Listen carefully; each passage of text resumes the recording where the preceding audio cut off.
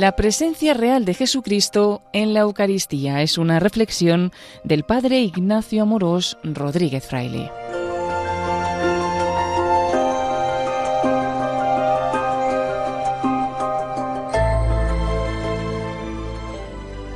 ¿Alguna vez te has preguntado cómo puede ser que todo un Dios se esconda bajo la apariencia de pan?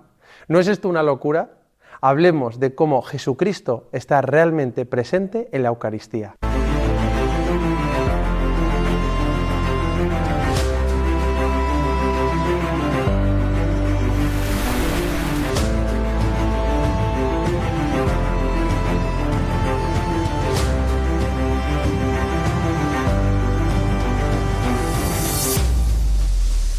¿No te parece una locura creer que Dios está escondido bajo las apariencias de pan? Pues sí, es una locura del amor de Dios, pero que necesitamos para alimentar nuestra alma y ser felices. Hoy en día está creciendo un movimiento en la Iglesia Católica que tiene una gran devoción a la adoración eucarística.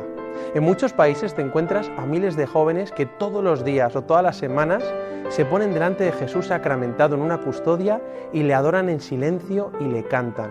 Además, la adoración perpetua se está instalando en muchas parroquias y comunidades religiosas y cambia vidas, ciudades y transforma el mundo. Sí, la Eucaristía está transformando el mundo. ¿Y cómo es esto posible? Pues porque Jesucristo está presente verdadera, real y sustancialmente en la Eucaristía, y al entrar en contacto con Él todo cambia y da vida al mundo. Por otro lado, algunos católicos tienen dificultades en comprender y creer en esta verdad fundamental y dicen, bueno, la Eucaristía es un signo que evoca a Jesús o un símbolo de la última cena. Algunos pueden decir, la comunión es algo bonito, la Eucaristía es un símbolo que recuerda a Jesús, pero no es realmente su cuerpo. Realmente, la Eucaristía no es simplemente un signo o un recuerdo, sino que es la presencia misma y real de Jesucristo vivo hoy en el mundo, que está verdadera, real y sustancialmente presente bajo las especies del pan y del vino. Es decir, Jesús se ha querido quedar con nosotros y dijo, «Sabed que yo estoy con vosotros todos los días hasta el fin del mundo». Por eso en la Iglesia tenemos tanto cuidado y tratamos con tanto mimo y adoración la Eucaristía. Forjamos sagrarios lo más dignos y bellos posibles, adoramos al Santísimo Sacramento y cuidamos cada partícula del cuerpo y de la sangre de Jesús. Por eso, porque Jesucristo, Dios y hombre verdadero, está presente en la Eucaristía. Pero ¿cómo se explica esta presencia de Jesús en la Eucaristía? Vamos a ver qué dice el mismo Jesús de esto.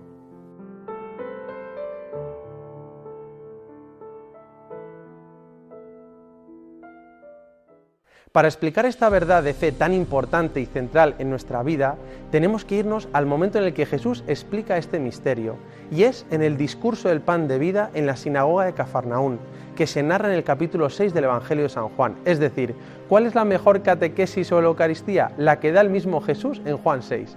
Vamos a verla. Jesús viene de haber multiplicado 5 panes y 2 peces, y de haber alimentado a más de 5.000 hombres.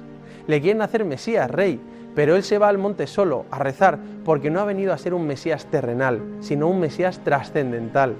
Luego Jesús caminó sobre las aguas en medio de una tempestad que parecía que iba a hundir la barca de sus discípulos. Y entonces la tempestad se calma y en un instante llegan al lugar a donde iban. Es decir, Jesús demuestra que tiene poder sobre la materia, multiplicando panes y peces, y que tiene poder sobre las fuerzas naturales y sobre el tiempo y el espacio. Por tanto, tiene poder para transformar el pan y el vino en su cuerpo y en su sangre. Al día siguiente, Jesús aparece en la sinagoga de Cafarnaún. Vienen a escucharle todas esas gentes a las que había alimentado, porque les había dejado fascinados ante tan gran milagro. Y es ahí cuando Jesús pronuncia su discurso del pan de vida. Jesús sabía que la gente no venía porque creían en Él, sino porque querían más bien panes y peces, y les dice, buscad no el alimento que se consume, sino el que perdura hasta la vida eterna, el que os dará el Hijo del Hombre. La gente intenta minusvalorar lo que ha hecho Jesús, recordando cómo Moisés les dio pan del cielo a los israelitas durante 40 años, cuando peregrinaban por el medio del desierto. Pero Jesús les recuerda que Moisés no les dio el pan del cielo, sino el Padre es el que da el verdadero pan del cielo y da vida al mundo. Y Jesús les especifica, yo soy el pan de vida, el que viene a mí no tendrá hambre, y el que cree en mí no tendrá nunca sed. Los judíos entonces comienzan a murmurar de él, pensando que está loco, cómo puede decir que ha bajado del cielo y que comamos su carne. Es una locura.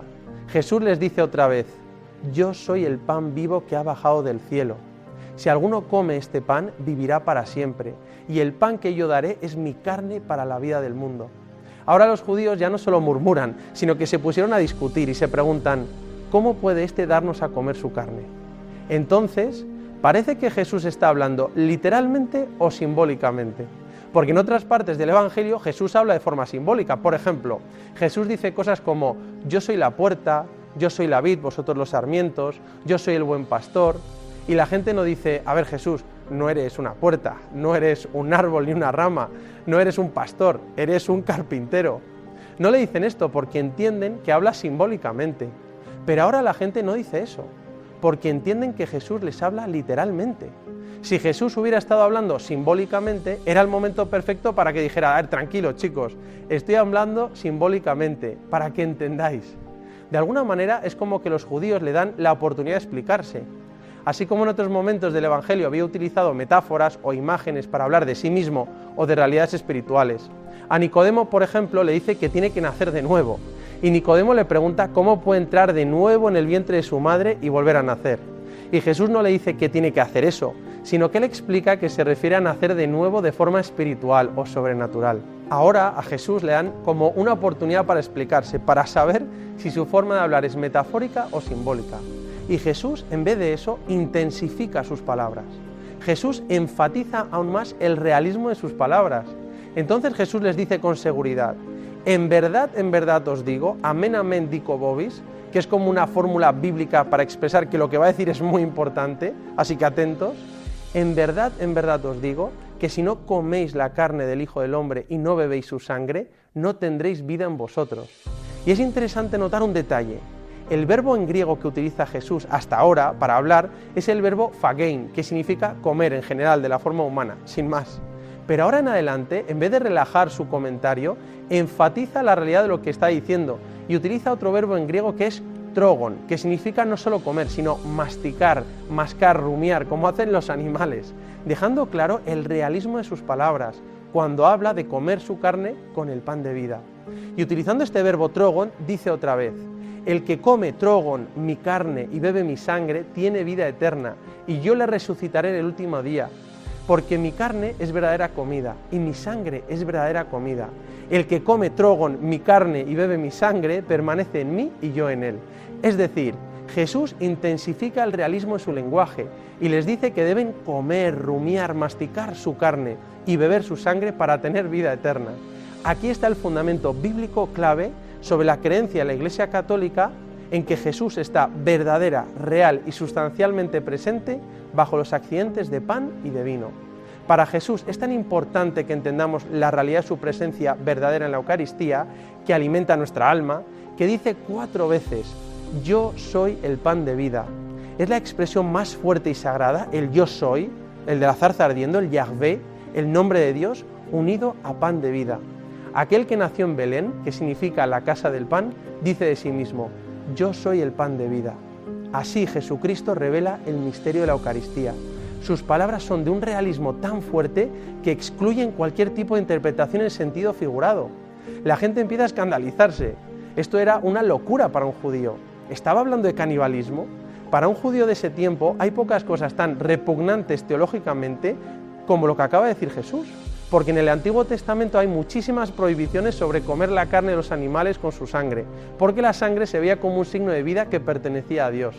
Por eso estaba terminantemente prohibido para un judío comer la carne con la sangre. Y este es el contexto: Jesús hablando a una multitud de judíos diciendo que tienen que comer su carne y beber su sangre. Un escándalo para un judío. Por eso San Juan cuenta cómo la gente se escandaliza, murmura y empiezan a mirar a Jesús con desprecio, como si fuera un loco blasfemo. Dice la Biblia: y al oír esto, muchos de sus discípulos dijeron: es dura esta enseñanza, ¿quién puede escucharla? Claramente era algo muy fuerte decir para un judío.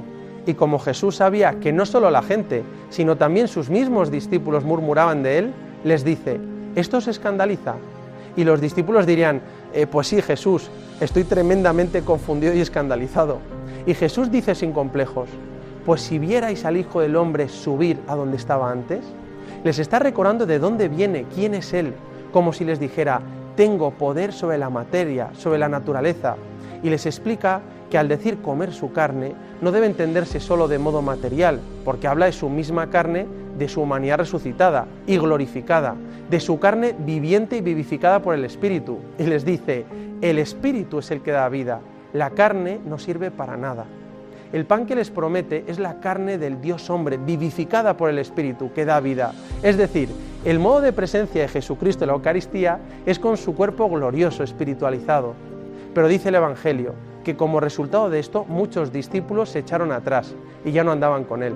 Es la primera vez en el Evangelio en la que sus discípulos dejan de seguir a Jesús, y es cuando enseña sobre la Eucaristía. Mira a miles de personas irse y dejar de seguir a Jesús. Y Él no les dice, volver, que voy a corregirme, me he pasado. No dice eso, sino que les dice, ¿también vosotros queréis marcharos? Es decir, les pide un acto de fe, porque sabe que la Eucaristía es esencial.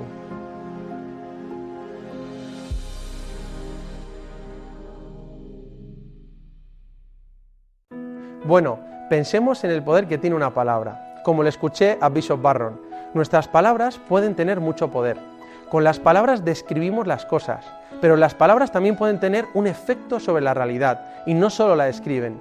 Si una persona que quieres, tus padres, un maestro, un entrenador, te dice algo a ti para bien o para mal, eso puede influenciarte y cambiar toda tu vida. Es el poder de la palabra de una persona que tiene autoridad sobre nosotros. Eso mismo lo vemos en la palabra que dice una persona con autoridad en el mundo social. Un ejemplo simple es, por ejemplo, si un policía te dice que estás detenido. Si yo te digo que estás detenido, te reirías y mis palabras no tienen ningún efecto. Pero si un agente de la ley con autoridad civil te dice estás detenido, te guste o no, creas en ello o no, esas palabras tienen un efecto y estás detenido, porque sus palabras tienen el poder de cambiar la realidad. O por ejemplo, cuando un juez te dice estás condenado, sus palabras tienen un efecto y cambian la realidad. Es decir, nuestras palabras humanas pueden no solo describir la realidad, sino que también pueden cambiar la realidad. Ahora piensa en la palabra de Dios, el Logos.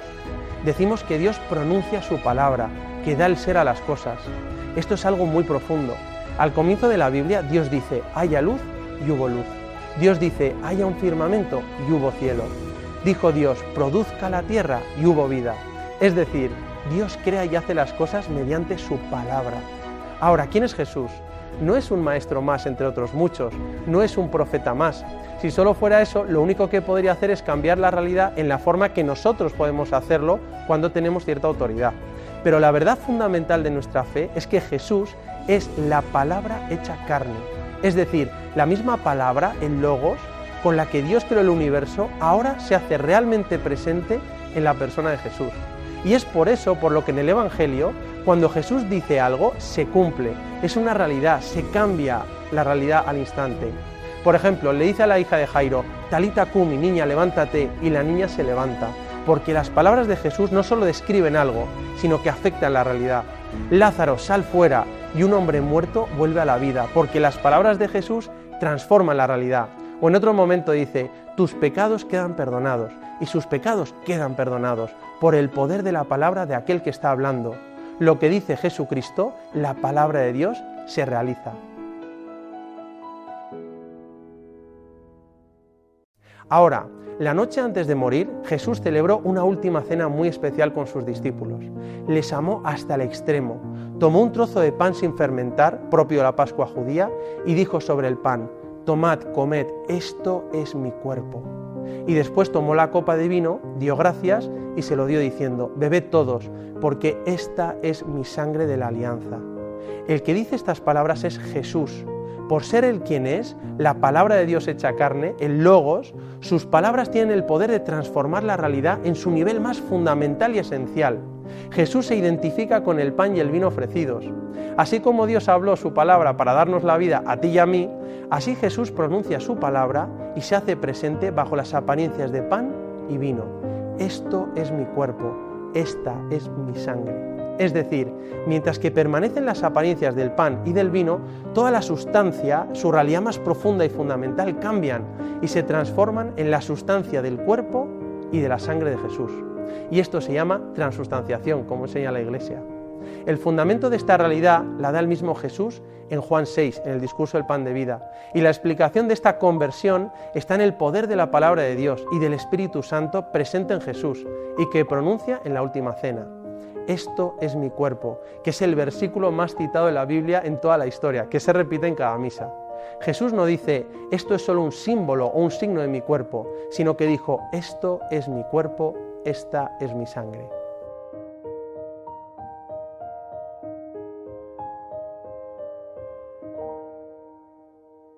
Pero aquí no termina la cosa.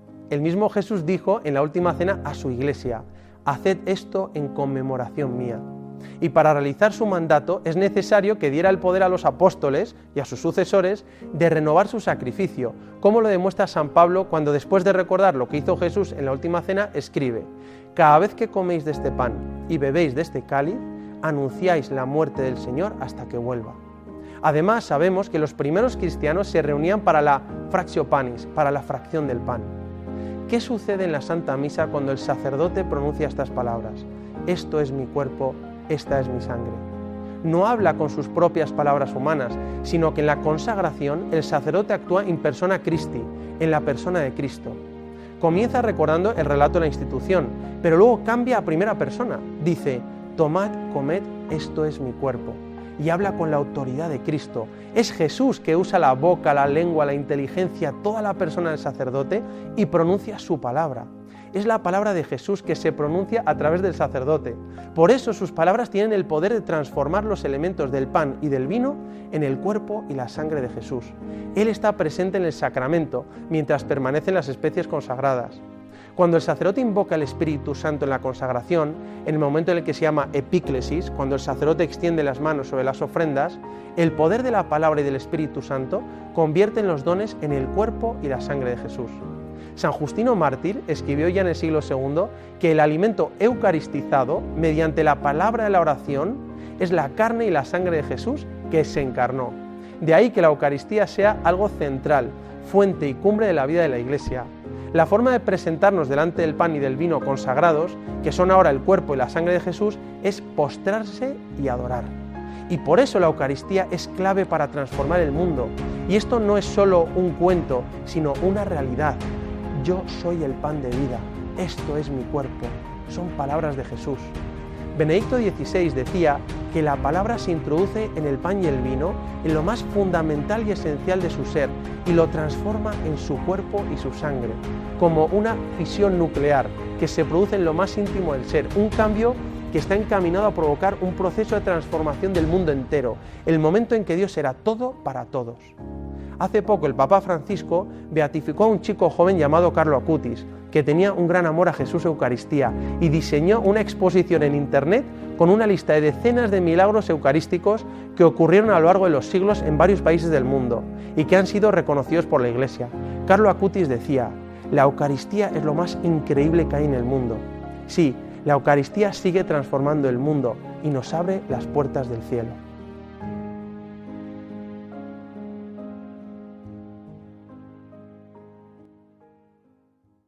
Ante el pan de vida se muestra quién es de verdad cada uno. Ante Jesús Eucaristía se demuestra quién ama y tiene fe en Jesús y le sigue. No es irracional creer en el pan de vida, porque Jesús tiene el poder de hacerlo, pero es necesario un acto de fe ante un misterio que nos supera. Es ahora donde nuestra vida se vuelve algo muy personal y tienes dos opciones, dejar de seguir a Jesús o hacer lo que hizo Pedro.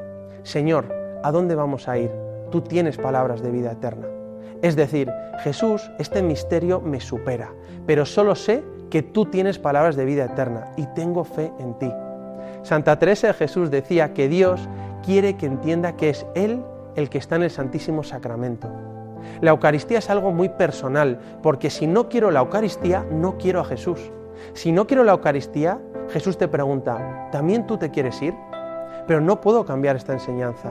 Ya, pero es que me aburro en misa, en la iglesia, en la parroquia, no siento nada. Ya, pero si no quieres la Eucaristía, no quieres a Jesús. En cambio, si te acercas a la Eucaristía, quieres a Jesús y encontrarás el pan de vida que puede saciar tu infinita hambre y sed de amor y felicidad. Encontrarás el pan del cielo que da vida al mundo. Si la Eucaristía es realmente Jesús, entonces le necesito. Estamos hechos para la Eucaristía. San Ignacio de Antioquía escribió ya en el siglo II: el pan de Dios quiero, que es la carne de Jesucristo, y por bebida quiero la sangre de Él, que es el amor incondicional. De ahí entiendo a tantos católicos en todo el mundo que tienen la Eucaristía como el centro de su vida, porque ella contiene la realidad plena de la segunda persona de la Santísima Trinidad, Jesús, y su obra de salvación. Como dice el Concilio Vaticano II, la Eucaristía es la fuente y cumbre de la vida cristiana. Una de las cosas que más me ha impactado siempre es ver la devoción de los pastorcitos de Fátima a la Eucaristía. San Francisco Marto, el pequeño Francisco, siendo un niño, les decía a Lucía y a Jacinta que le dejaran en la iglesia porque quería quedarse con Jesús escondido. Sí, el pan consagrado no parece Jesús, los accidentes son otros, pero es Jesús, porque Él dice: esto es mi cuerpo. De la misma forma que hace 2000 años muchos no fueron capaces de reconocer a Dios en Jesús, porque no parecía a Dios, era un hombre normal, sencillo, humilde, de la misma forma muchos no son capaces de reconocer a Jesús, Dios, en la Eucaristía.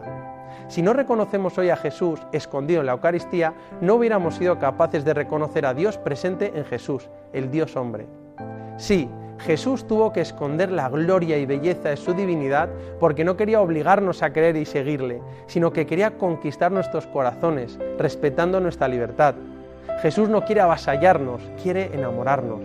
De la misma forma, Jesús esconde su majestad, su grandeza y su divinidad para enamorarnos en la Eucaristía. Si Dios nos escondiera, a lo mejor nosotros somos los que necesitaríamos escondernos. Si viéramos la potencia y la fuerza del amor de Dios que sale de la hostia consagrada, no podríamos acercarnos sin morir. Yo sería el que me escondería. San Juan Crisóstomo, un padre de la Iglesia, hablaba con total radicalidad del realismo de la Eucaristía. Decía: muchos dicen, quisiera ver el aspecto del Señor, su figura, sus vestidos, su calzado. Pues bien, he aquí que a Él ves, a Él tocas, a Él comes. Tú deseas ver sus vestidos, mas Él se te da a sí mismo, no solo para que le veas, sino para que le toques y le comas, y le acojas en tu alma. Para reconocer a Jesús en la Eucaristía es necesario verle con los ojos del Espíritu, con la fe. La Eucaristía no comporta ningún engaño, decía Santo Tomás, porque los sentidos no se equivocan, porque reconocen los accidentes del pan y del vino, y la inteligencia no incurre en error, porque la preserva la luz de la fe en las palabras de Jesús: esto es mi cuerpo, esta es mi sangre. Madre Teresa de Calcuta decía: externamente solo vemos pan, pero es Jesús. Difícil de explicar, es un misterio de amor. Es una de esas cosas que la mente humana no alcanza a comprender, pero tenemos que postrarnos porque es Él a quien recibimos. Sin Él no podríamos hacer nada, pero con Él lo podemos hacer todo. Sobre la Eucaristía podemos decir: sabe a pan, huele a pan, parece pan, pero no es pan. Sabe a vino, huele a vino, parece vino, pero no es vino. Escondido bajo los accidentes de pan y vino está presente el cuerpo y la sangre de Jesús. Cuentan cómo San Roberto Belarmino en el siglo XVI estaba en un debate sobre la Eucaristía con algunos protestantes y decían que la Eucaristía no era verdaderamente Jesús, sino que era solo un símbolo. Y San Roberto Belarmino, que me imagino que tenía sentido del humor, les preguntó: a ver, vosotros decís que esto no es el cuerpo y la sangre de Jesús. Jesús dice: esto es mi cuerpo, esta es mi sangre. Si tú fueras yo, ¿a quién crees que debería creer? Creo que voy a creer a Jesús. Jesús es el pan de vida y Dios nos ha hecho no solo para acercarnos a Él, sino para hacernos uno con Él, para poder recibirle en la comunión y vivir en unión de amor con Él. A mí me encanta cómo el santo cura de Ars, cuando predicaba, señalaba el sagrario y decía: sabemos que Jesús está allí, en el sagrario. Abrámosle nuestro corazón, alegrémonos de su presencia. Y San Manuel González, el apóstol del sagrario abandonado, decía con fuerza: está aquí. Como decía el cardenal Ratzinger, una iglesia sin presencia eucarística está en cierto modo muerta, aunque invite a la oración. Sin embargo, una iglesia en la que arde sin cesar la lámpara junto al sagrario está siempre viva. Es siempre algo más que un simple edificio de piedra. En ella está siempre el Señor que me espera, que me llama, que quiere hacer eucarística mi propia persona. Por eso mira a Jesús, que se entrega por amor en el altar, escondido en el sagrario, el pan de vida. Adórale con profunda reverencia y dile que le quieres, que le adoras, que le amas. Como escribió San José María: ahí lo tienes, es Rey de Reyes y Señor de Señores, está escondido, se humilló hasta esos extremos por amor a ti. En la Eucaristía se hace presente Cristo, Dios y hombre, entero e íntegro, porque Jesús dijo: esto es mi cuerpo. Por eso queremos terminar haciendo una solemne profesión de fe diciendo: en la Eucaristía Jesucristo está presente con su cuerpo, con su sangre, con su alma y con su divinidad. Todo un Dios loco de amor que se entrega para alimentar nuestra alma y darnos vida, y vida en abundancia. Y no lo olvides, Dios te quiere y te quiere feliz.